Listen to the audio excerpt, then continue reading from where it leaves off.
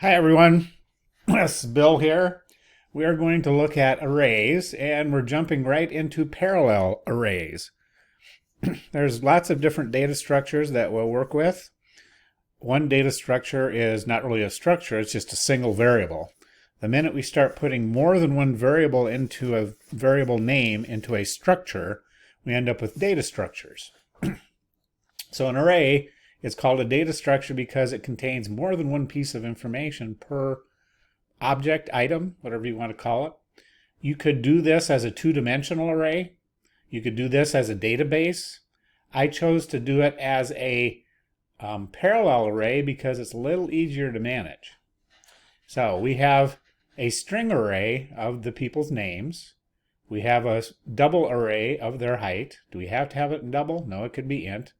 We have a double for weight, and there we have the weight information. Obviously, you could take this and put, user input into this, but then you'd have to have a whole bunch of extra stuff for input. We just want to work with the arrays.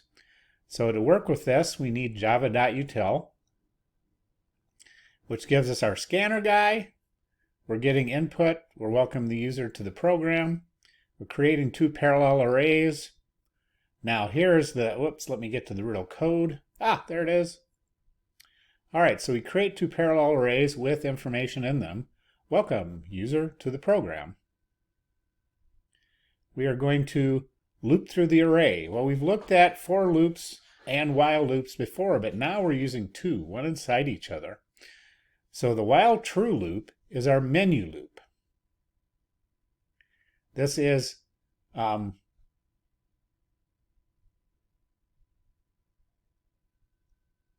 our menu loop to decide, do we want to keep going or not? Well, let me run this first just to show how the program works.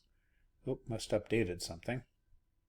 So we can choose to see, okay, here's Harry's information. Yeah. And then here's Tom's information. We're pulling that information from the parallel arrays. Now notice how we're doing that.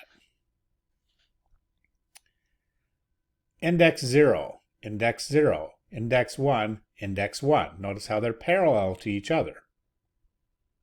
Okay, so we're printing out the current parallel array elements. We're going through, we're creating our counter variable. X starts at 0.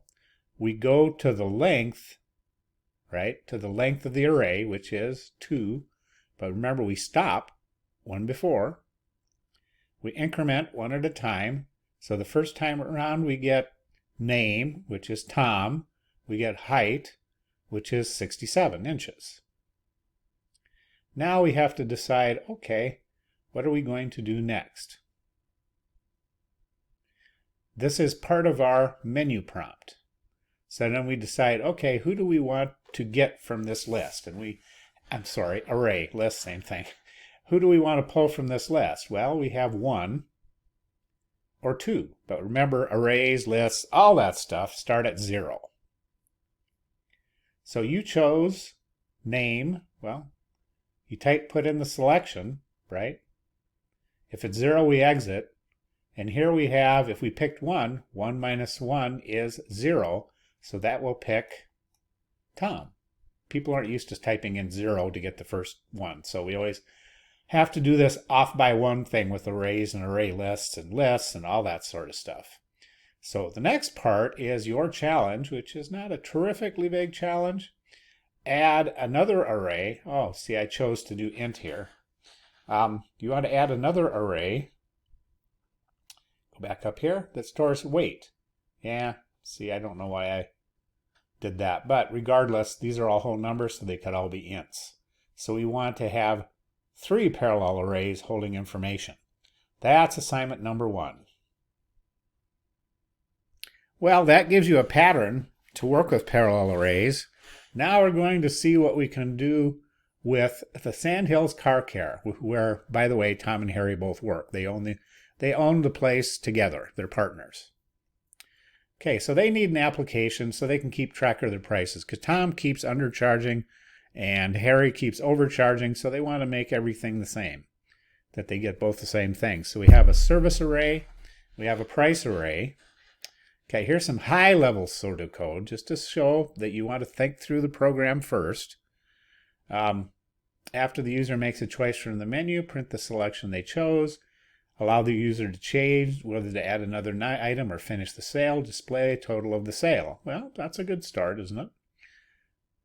It's like a point-of-sale program, which are very popular in programming, because there's lots of point-of-sale programs. Amazon is just a huge point-of-sale program. So now we start by doing one thing. We're going to create our array, right? We're going to print the menu. All we have is a service choice array. We haven't done the other one yet. We're just doing one of them, right? And then we will do the price array later on. Don't have to do everything at once. You chose this service choice at such and such. We add that. Well, there it is. There's our price array, right? So we would have created this ahead of time. Okay, so we need our price array. We need our service array.